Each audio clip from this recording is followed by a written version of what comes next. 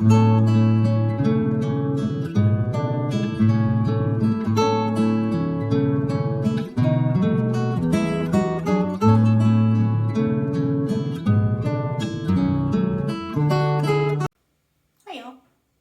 back to my channel.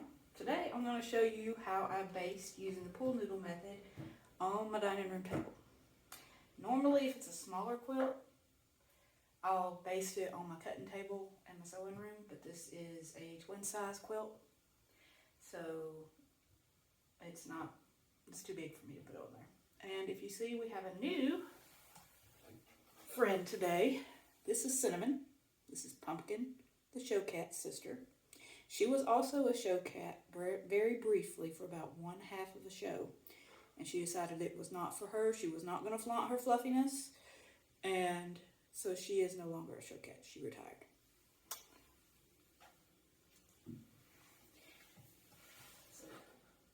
Cinnamon is going to help me demonstrate how we baste a quilt, probably by laying on it and making me have to get her and her cat hair off of it as we move along.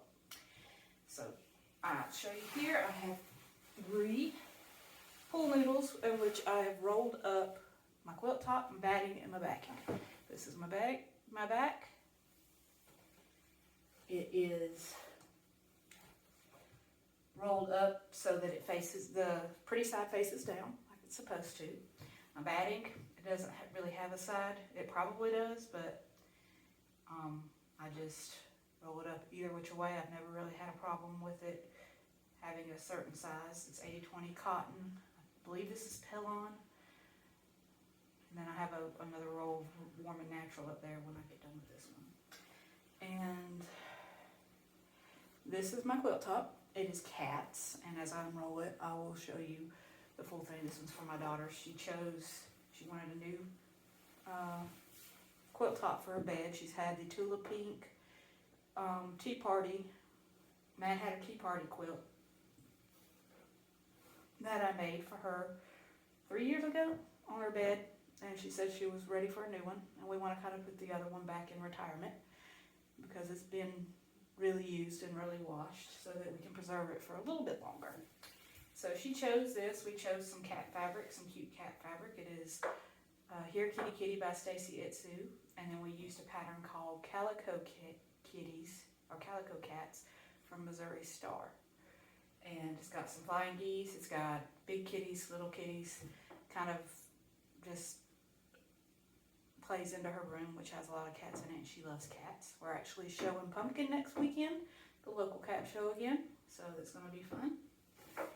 So let's get started. Like I said, I did roll these up. This one here, make sure that you roll them so that they all come off the roll. You got a little wind. So if you hear something hitting my glass, it's probably some branches. Make sure they all roll off the same way. Either they roll from the top or they roll from the bottom. I always choose the bottom because then I can just push it backwards as I'm basting, and they all go backwards. So that's what I did, and so for that to happen for this one, I had to make sure that this pretty side was facing up on the quilt top. And I pinned it at the beginning and then rolled it up. And then if you weren't planning to quilt or baste the same day that you rolled these up, you can always pin these here with some more pins because they're just styrofoam noodles. And then you can just stand them up or lay them somewhere where they won't get, dirty until you're ready to do it, until you're ready to baste. So let me go grab my pins, and then we'll start by rolling out the bottom layers.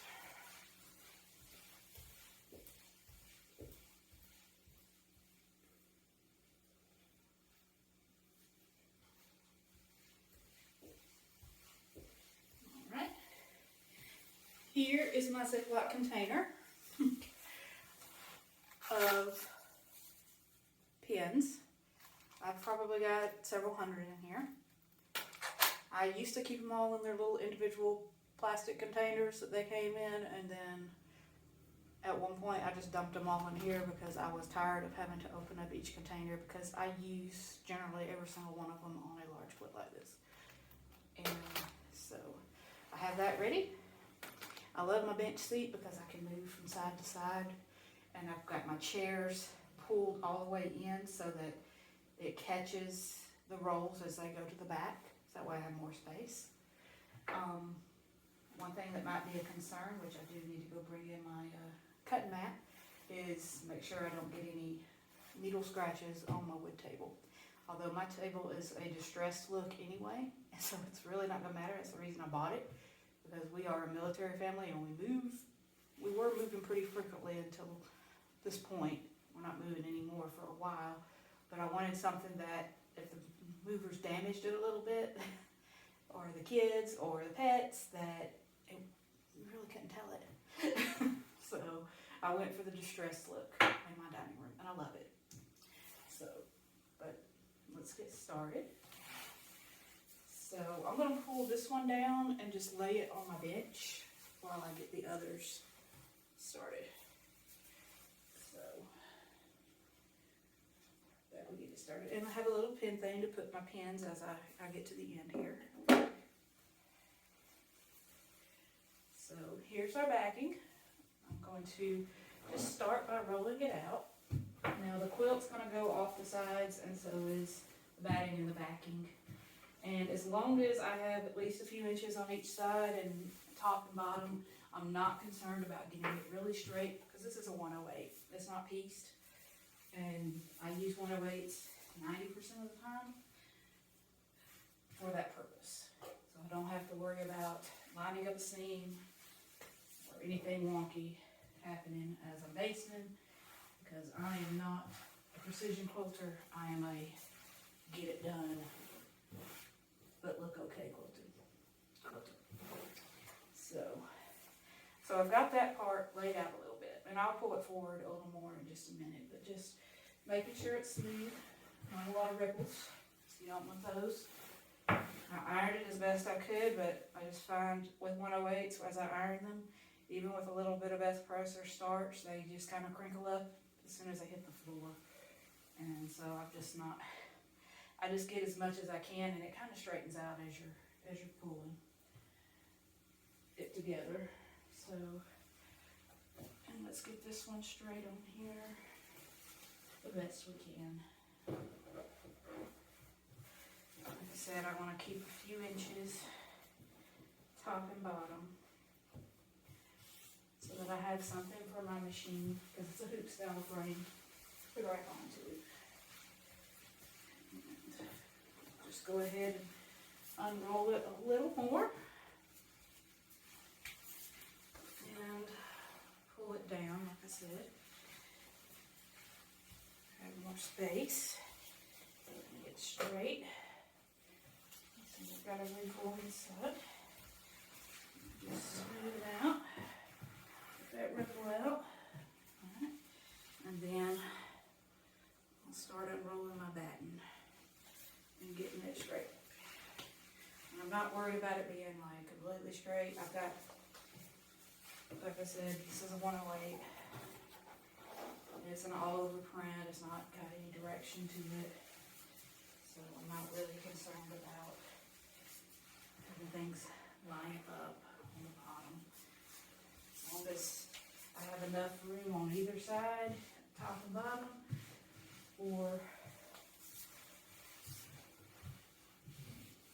and we don't run out of batting.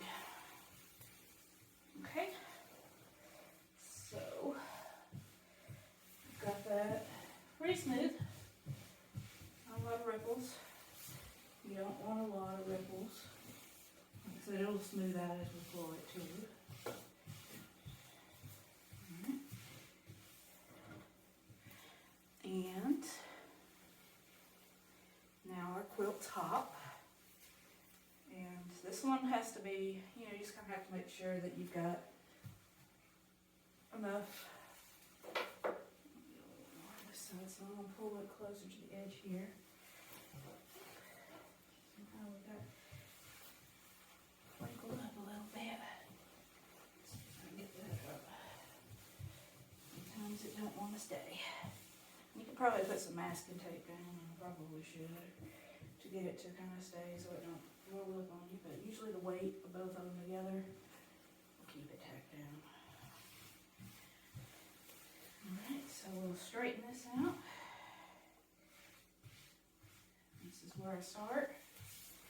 And I'll do, you know, this first, you know, little row here with pins, and then I'll push it back and pull this forward, smooth it out, and keep going. So, pull that back just a little more. Make sure I've got enough backing and batting on this side, enough on this side to be able to get it. So, let me go grab my cutting mat so that I can push it under here so that I'm not scratching up my table.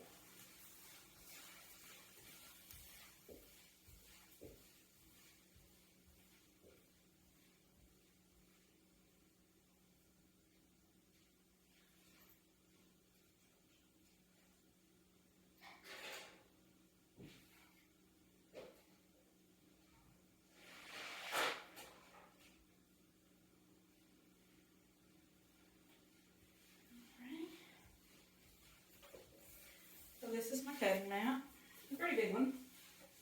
You can use a smaller one, it doesn't matter. So I'm just going to roll this up just a teensy bit and slide it up under there. And I just move it as I'm going because it slides pretty easily on this table. And just kind of do this. That way I am not scratching up my table with these pins. Alright, so generally I'll put my phone right here and watch a YouTube video or or listen to a podcast or watch a movie as I'm basting, because it's going to take me a couple of hours. Well, maybe an hour and a half, I would say. Because you want to get your basting pins in. You need to have at least a basting pin every hand width. And I do a little more. And my biggest thing is I tend to do more at the beginning and then less at the end. And I kind of need to learn to even that out a little more. But you just need to make sure that you have no more than a hand width apart as you're basting. So I'm going to start that, and I'll let you watch a little bit, and then we'll cut away, and then we'll show you the end result when we're done.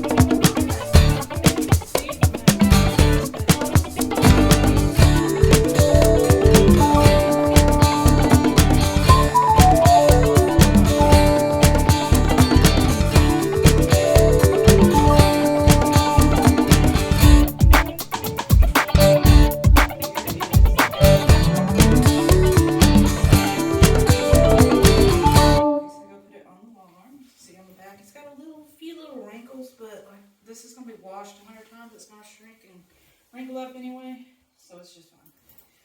Nothing I'm too concerned about. So, next video, I'll show you how we get the automation going and how to move the quilt on the automation. So, see y'all later. Alrighty, welcome back to my channel. This is a continuation of the basting video. Now we're going to load it on the frame. Now this is a Cutie frame by Grace. They don't make these anymore. They stopped making them in 2023, stopped selling them. They have a new one called the Cutie Breeze, which has a few improvements, mainly being the little elastic things and the rails. And it all comes in one piece and doesn't take you 2.5 hours to put together like this one did. But I didn't, when I ordered this, I had the option to, the little Rebel.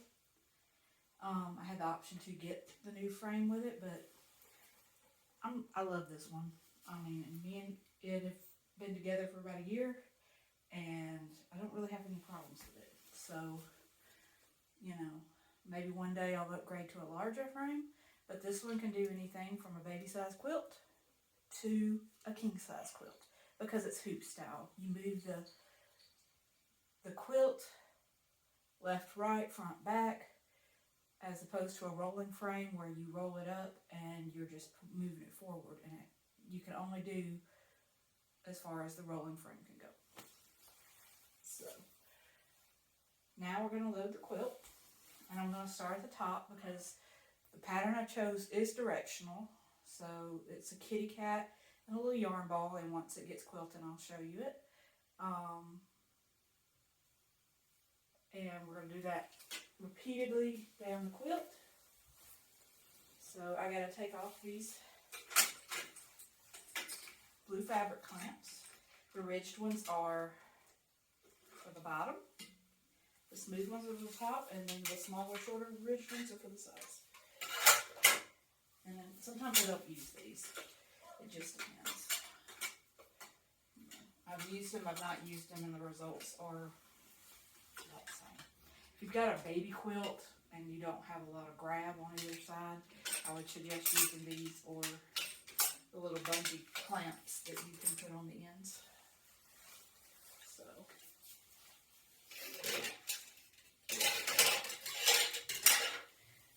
alright. And this is my little Rebel. I'm going to lift this up for now. Just got to remember to put it back down or it's not going to fit. So, okay. Let's find the top here. It's the bottom. Here's the top. Like I said, there's a lot of excess. You need at least 4 to 6 inches, preferably more, for it to be grabbing.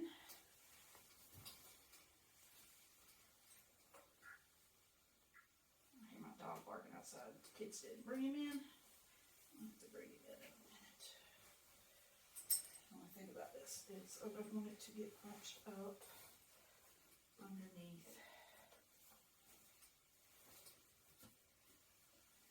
Because I have sewn these together before. It's not fun to have to unpick all that. Okay. So, I'm going to move my iron board a wee bit so I'm not knocking it over. And just getting this on is fun. Okay. What I may have to do is start on this end. The bigger they are, the more interesting I already get on. And now I have channel locks on here. I have one here and one on the back. And that takes about 6 inches off my sewing space, which I don't mind.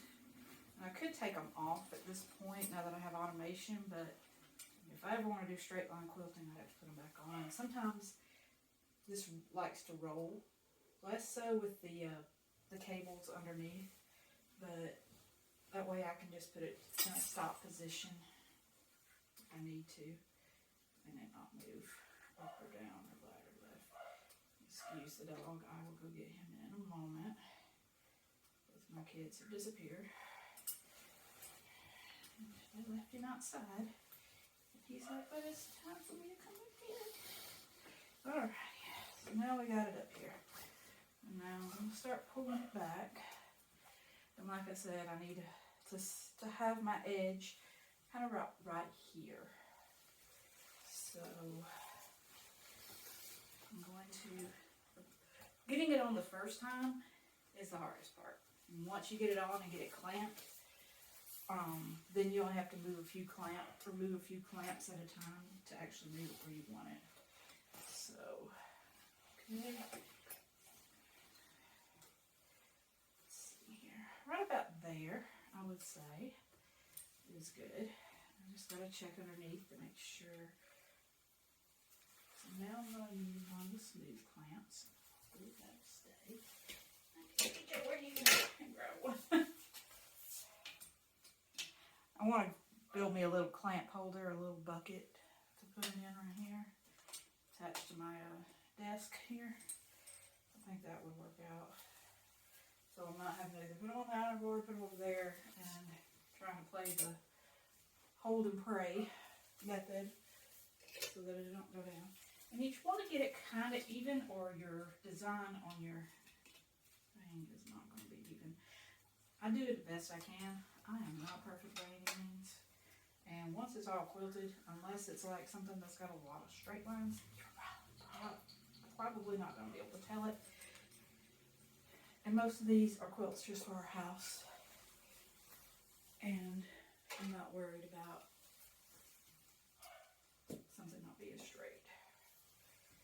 And so,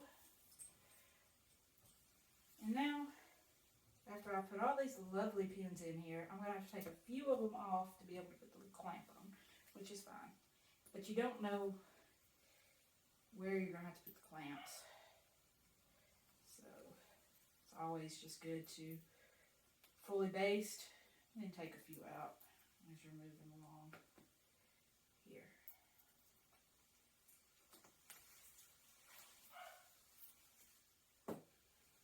I always get excited when I get towards the end and almost all my pins are back in my box because that means I'm almost done. And I don't know if y'all saw in my last video the little golden curly puppy dog. She is our newest member of our family. I fostered her for a local rescue and I picked her up President's Day.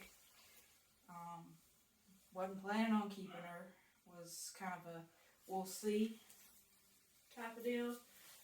More was just getting her out of the shelter because they've been having runs of parvo through there. And she's still a puppy, so her immune system is not fully developed, but she does have her shots. And so they just wanted her out of that environment. And I knew because of her breed, she's a golden doodle, that she would be highly adoptable in this area. And they wanted to make sure she went to a good home. And I've had her for about a week. 5 days. And I mean, my grumpy old dog is doing okay with her. He hasn't done okay with any of our fosters whatsoever. And I found a little slip seam. I'm going to put a piece of tape on it so that I know to come back and, or when either try to get the quilting to quilt over it, or come back and repair it after we're done. Just put a bit there and the tape right there. Sometimes this tape does not stick to this fabric. I don't know. It doesn't stay very long. Maybe if I double it up, it'll stay. But he's doing good. She's good with cats. You know, she's still a puppy. She tries to be curious about them. But 2 out of 3 have accepted her. The one you saw in the last video, Cinnamon, she doesn't like dogs in the first place, and she has not accepted her yet. She really hasn't accepted my other dog. So, you know, it is what it is. But, let me tighten that strap. string up and I'll trim that thread. I'm using a variegated thread. I don't know if you can see it. My daughter picked it out when we were at a quilt shop in Alabama. Visiting my parents a couple of weekends ago. And we went to a cat show there. We weren't in the show, but we went to visit and be a spectator. And show my mom. She'd never been to a cat show. Our first cat show was last year, so I didn't even know they had them around here. We live in such rural areas. Georgia. Okay, so now I need to roll all this up on the back, and generally I roll it up on the front. And I probably am, since I have the puppy here, so that she doesn't chew holes in it, or she's wearing a diaper right now because she's not fully potty trained, because especially when I'm working with my quilts, I don't want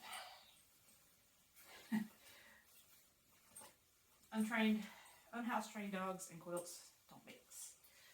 And I put a lot of time and effort into this stuff. I don't want it ruined by a puppy dog, if I can help it. So we will pick this up off the floor. Normally I float it like this, because with using the automation, I don't have to use the handles on the front. And if I need to move it in any way, I can just grab onto the head and gently push it side to side. So, here she comes. Hello, baby. Her name is Dolly, for Dolly Parton. My daughter named her, said she had big blonde hair like Dolly Parton. So she is therefore named Dolly. Hey, Dolly.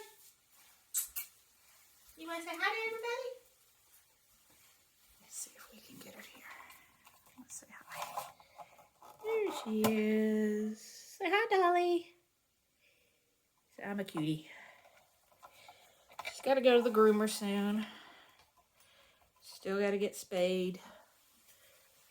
So we got a lot of work to do with her, and she doesn't have any obedience training whatsoever, from what I can tell. And so we got a project for the summer. But I just pulled out my old dog training book that I used with my last 3 or 4 dogs. But it's always been successful, and we'll get it done.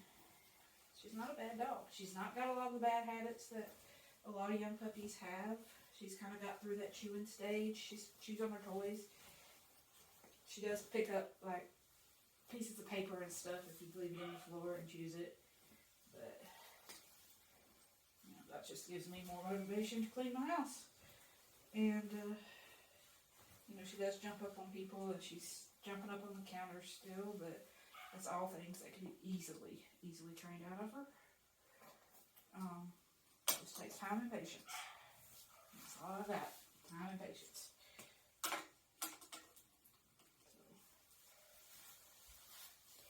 So yeah. So we just decided we'd give her a home. We were looking to get a new puppy within the year anyway, because my older dog, he's in kidney failure. So he is, and he's not doing too well health-wise right now. And so we're not expecting him to make it more than another year. If he does, we'll be highly grateful.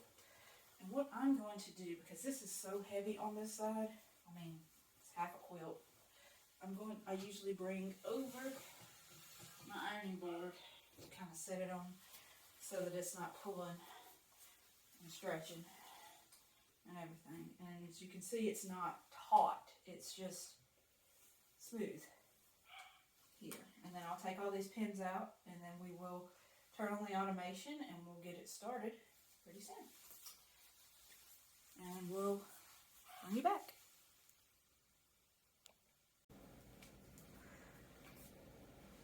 Hi y'all, welcome back. It's the next morning after we basted our quilt. I have got it on the frame as I showed in the video. And now we're ready to quilt. So the first thing is I turned on my machine, turned on my automation, turned on my tablet, and I'm going to set my safe area. And The QCT6 software is really easy. It gives you step-by-step instructions each time on how to do things. So now we're going to do our top left as our safe area. I'm going to go about a little bit above my quilt top here, and we're going to hit top left, and then we're going to go to bottom right. So we're going to go all the way over and down, and I always give it an extra inch on this side because I don't want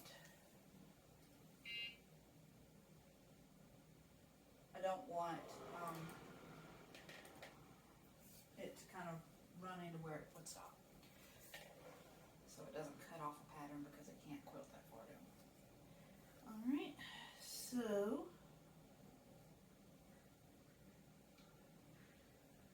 I've got my needle threaded, got my bobbin on. So I'm going to pull up a previous pattern. It's one I did in simulation mode to get this started. So that way I'd already have it done and I wouldn't have to worry about fiddling with it while I got it on the frame, because it just kind of gets kind of crazy to try to stand here and make the adjustments that I need. So waiting for it to pull up.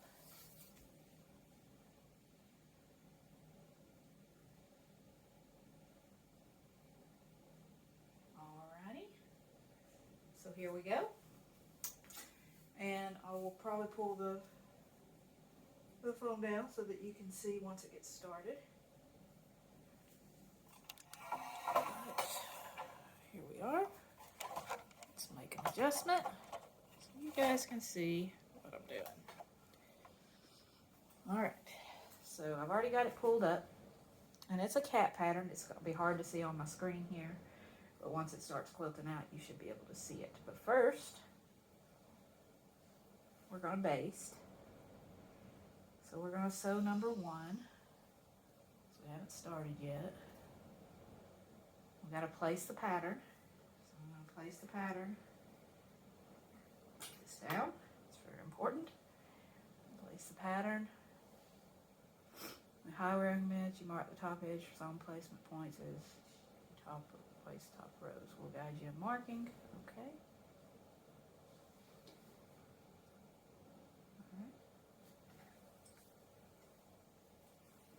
So we've placed A. Okay. Now I'm going to base the top edge and the bottom and the left side here so that I don't have a problem with it running over it. It shouldn't, but here. Get our single stitch in, pull that bottom thread. There we are. And come back. Like I said, I can pull this handle up here and move my machine without moving the things. So I'm going to put the speed of the slow base, usually put it around 8 to 10.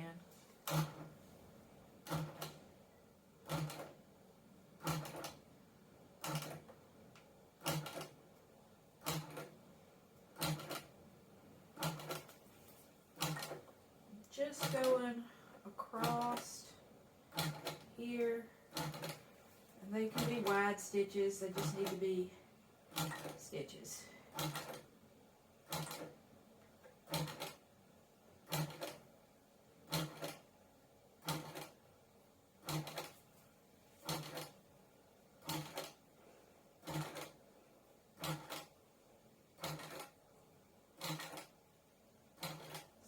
It's tacked down. I'm going to more than likely pull these out, or there will be a missing allowance of the body. Alright, so we hit stop. And we're going to clip the threads, bottom and top. Find my baby scissors. Baby scissors.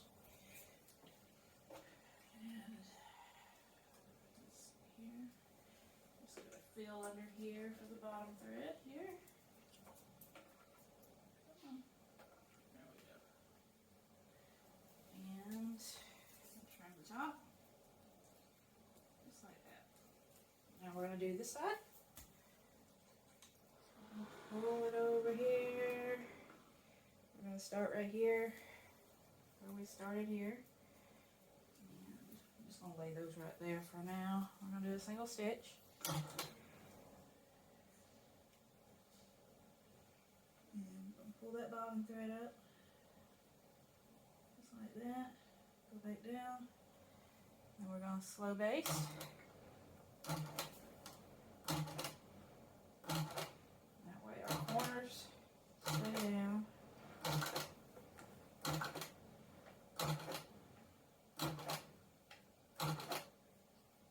That's as far as we can go. Alright. Now we've got it back down pretty good. I'm going to pull it to the side here and trim these threads. So we are good to go.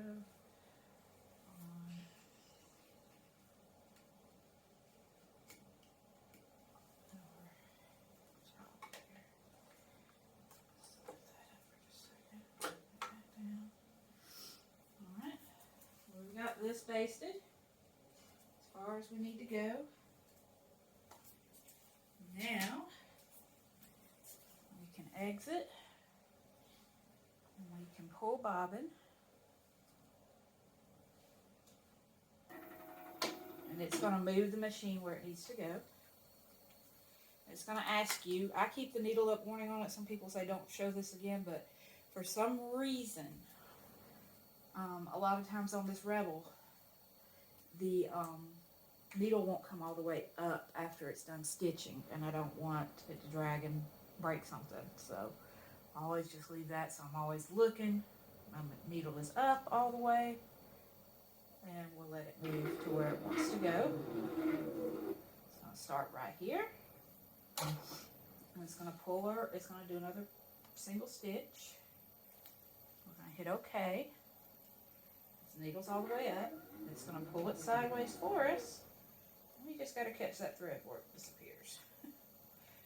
And then we hit sew. Just like that. And it's going to start. It's also got the needle up warning again. Just got to always keep an eye out. And here we go.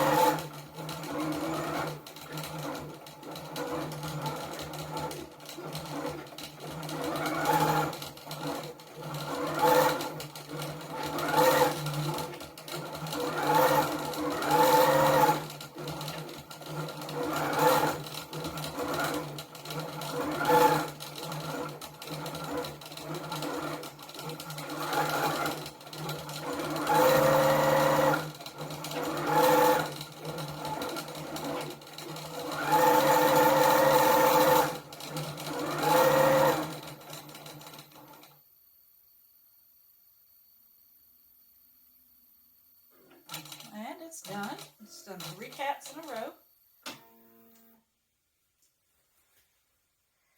Okay, I'm gonna check underneath to see if my tension is okay. It feels like it is. Usually I can feel if it's not. And then before I move the quilt and start another row, start another line, but let me just check. So let me stoop under here, and it looks like it's doing pretty good.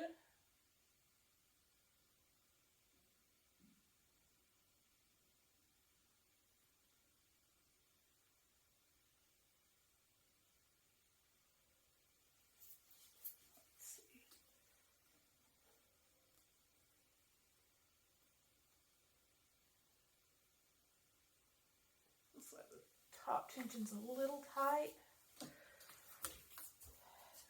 We don't really have eyelashes, but it's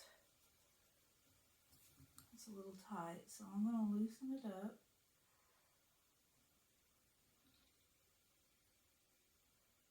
Just a wee bit. Let's see if that makes much of a difference. Here comes Minimum, or kitty friend. You want to say hi, Minimum? This is Minimum. She's come to inspect. She uses this as her hammock sometimes, and it's a no-no. She wants to get on it so bad. Bye, Minimum.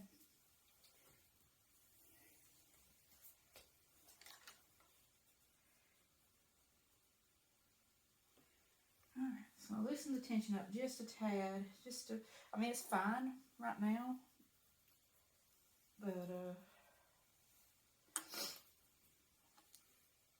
just in case. I really can't see the bottom thread on the top.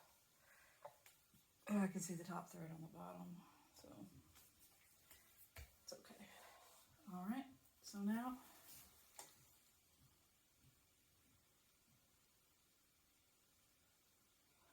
we're going to go to finish zone, and I'm going to start marking with my handy dandy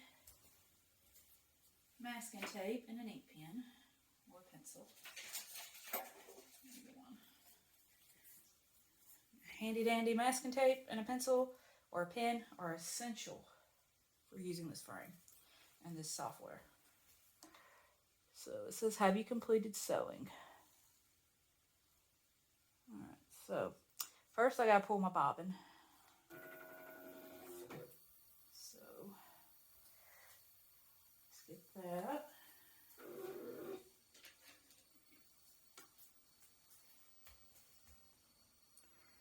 Make sure the needle's up. It'll pull sideways, and then we pull it this way. It shows you instructions on the thing. And then it'll come back after you say, okay, my needle's up still.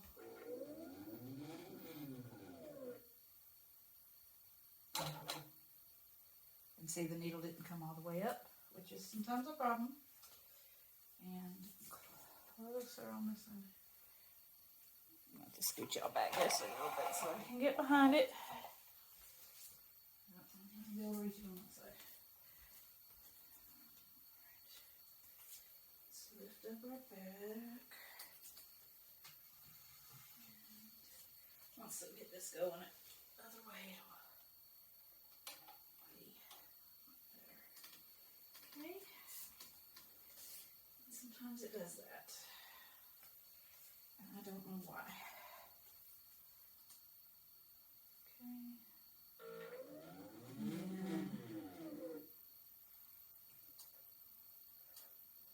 And it didn't really pull it up.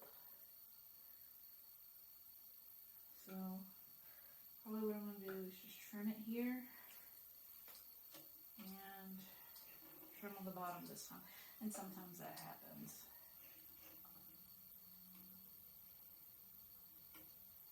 It's just one of those things. And I can trim that thread on the bottom when I'm done. And bury the thread. So, no biggie. Now we can go to finish zone. And I'll start marking. and then we'll move the fabric. I'll show you how I move the fabric, and then once I'm done with the quilt, I'll show you some, I'll film you some of the stitching so you can see the design, and then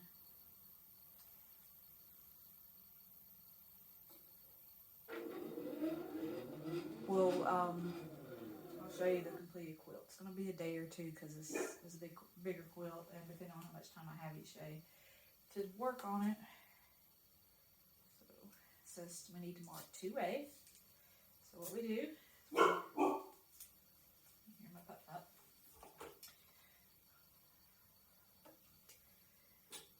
Put 2A underneath the needle, and then we hit a single stitch and it'll poke a hole. And of course, didn't do it that time. Sometimes I have to do it twice, and it does it. And then we hit next. Now we go to the next line. After we say the needle is up, we're ready. Okay. And this is, actually there's several of them here. Okay, so we'll do 2C. Probably going to be doing all of these right in the middle here. So, do 2C right here. Down, single stitch, okay.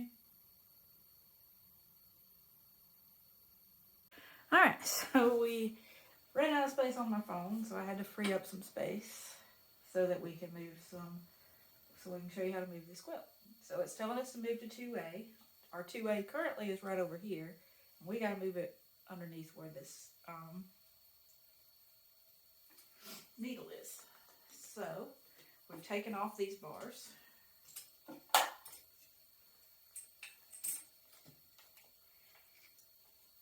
And I take off everything but this one over here so that I can slide it forward without messing up my alignment too much of my quilt. So I'm going to have to put this on the floor for now. And what I do, I don't know if you can see, let's see if I can move this so you can see, is I take both hands on the quilt right here, and I pull, and it pulls that slider, that gripper clamp, and I pulled it too far, that you can tell, and you just pull it until you reach where you need it to be. So I have it about where I need to be, and now I need to pull this clamp off for just a moment and get this under the needle. Now what I find is when I clamp this, it automatically pulls up some. So I'm going to clamp over here, and once I put all 3 clamps on, it'll pull it this pretty close. Maybe not close enough. Shift it down just a little bit. And you gotta make sure it's not wonky on this side. It's not.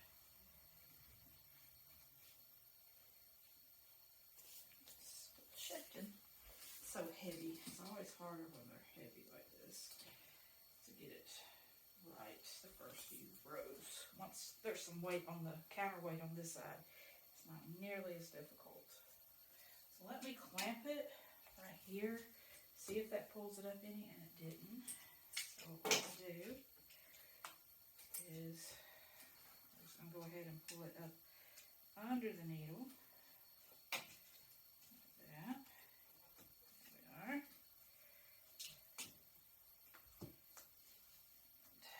Slide those down. That. Pull this up a little bit. Still not shifting right.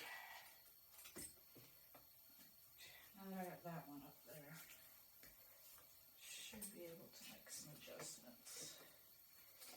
Get it under the needle. There we are. There. So I've got it close enough that I'm comfortable with it. And I just lost where my new hook was. Hopefully that'll actually should be right. Alright. Okay, so I'm going to put the other clamps on and sew out this next row, and I'll do some video of it actually quilting the cats for you guys, and then I'll show you the finished product to keep this pretty low.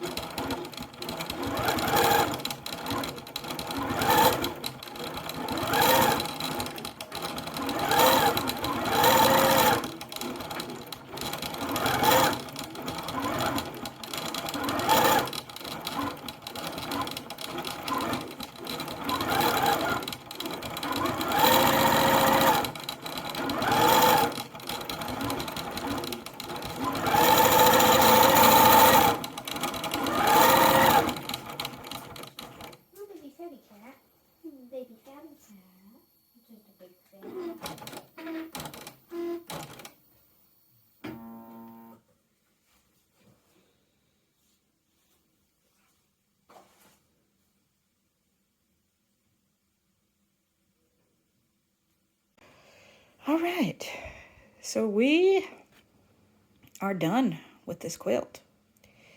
We have quilted it, we have bound it, we have labeled it, which is really good because I hardly ever label anything. And it is ready to be washed and put on the child's bed. As you can see, the cats, their balls going across the quilt. Some are overlapping. You know cats don't know how to behave. So we're chalking it up to that. If you own a cat, they don't listen. But I chose this gold color binding because it kind of matches some of the cats. It also matches the golden centers on the back. So it ties the back to the front because the back is not part of the line and it's not really anything similar, but my daughter loved these daisies and that's what she wanted as her back. So as you can see, we have a label. It says made for Danielle by me. March 2024 is when I completed it. Started it in January.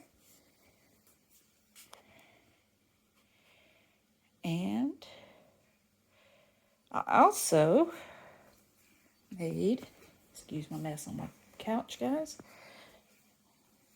2 pillowcases with the leftovers. I had enough. We didn't use the blue fabric for the back, for the borders, so we used it as pillowcases right here. And I used the leftovers from the binding to make some cuffs for the pillowcases and the inner border for this. So it kind of all ties together.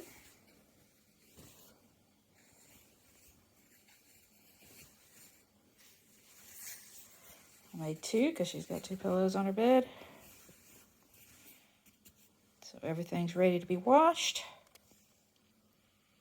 And I'll link the video I used to make these pillowcases. Super simple, super easy.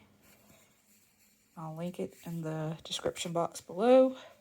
If anyone's interested in making a quick and easy pillowcase for your bed, for a kid, for, you know, just about anything. Simple. It'll take you less than an hour for one. Probably 2 if you're a really fast sewist. But here we are.